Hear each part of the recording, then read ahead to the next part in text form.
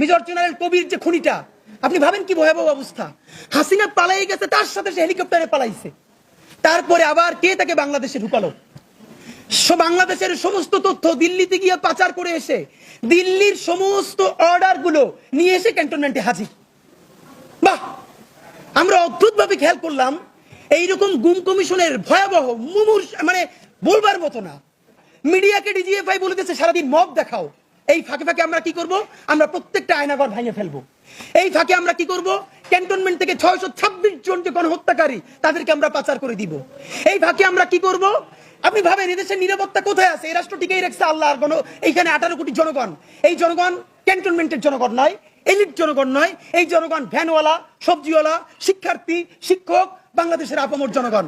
নইলে এই দেশ থাকে? ভাবেন, ডিজিএফআই হলো বাংলাদেশের তথ্যের এবং গোয়েন্দার প্রাণকেন্দ্র, নিরাপত্তার প্রাণকেন্দ্র।